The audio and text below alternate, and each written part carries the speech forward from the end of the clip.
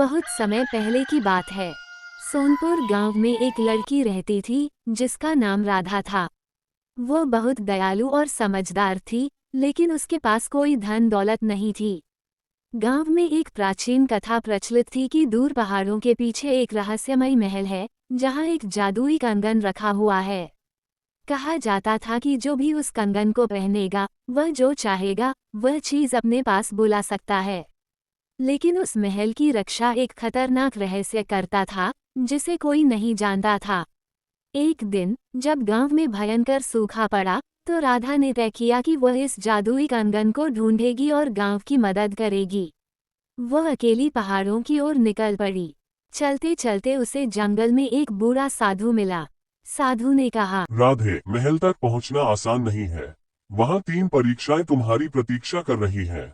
राधा ने सिर झुकाया और बोली, मैं अपने गांव की भलाई के लिए कोई भी परीक्षा देने को तैयार हूँ। साधु मुस्कुराए और उसे आगे बढ़ने दिया।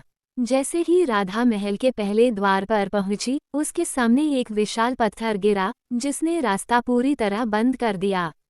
अचानक एक गहरी आवाज आई। अगर तुम इसे हटा सकती हो तो ही आगे जा सकती हो। राधा जानती थी कि यह पत्थर हटाना असंभव है, लेकिन तभी उसे याद आया कि उसकी दादी कहती थी, समस्या बड़ी नहीं होती, हिम्मत छोटी होती है। उसने बिना घबराए पत्थर को ध्यान से देखा और उसके चारों ओर एक संकरा रास्ता खोज लिया। वह फुर्ती से वहां से निकल गई। दूसरे द्वार पर पहुंचते ही राधा को 2 एक जैसी दिखने वाली औरतें मिलीं। दोनों ने कहा, हम असली रानी हैं, जो कंगन की रक्षा कर रही हैं, लेकिन सिर्फ एक ही सच बोल रही है। अगर तुम गलत चुनेगी, तो महल में ही कैद हो जाओगी। राधा ने दोनों की आंखों में देखा और एक से पूछा, अगर तुम सच में रानी हो, तो इस कंगन को किसी को क्यों नहीं देने देती? पहली ने कहा। क्योंकि यह बहुत कीमती है, इसे कोई चुरा सकता है। दूसरी ने कहा। क्योंकि इसका उपयोग केवल नेकदिल इंसान को ही करना चाहिए। अब राधा समझ गई कि असली रानी दूसरी है, क्योंकि जो औरों का भला सोचता है वही अच्छा इंसान होता है।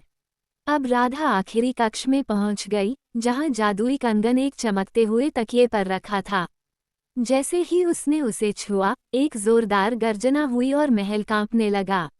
एक आवाज गूंजी।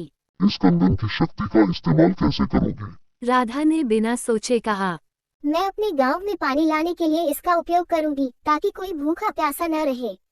अचानक कंगन और भी तेज चमकने लगा और एक तेज रोशनी ने महल को घेर लिया।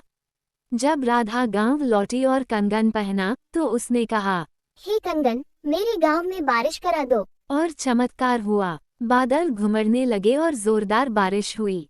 गांव के कुएं फिर से भर गए, फसलें लहलहा उठी और लोग खुशी से झूम उठे।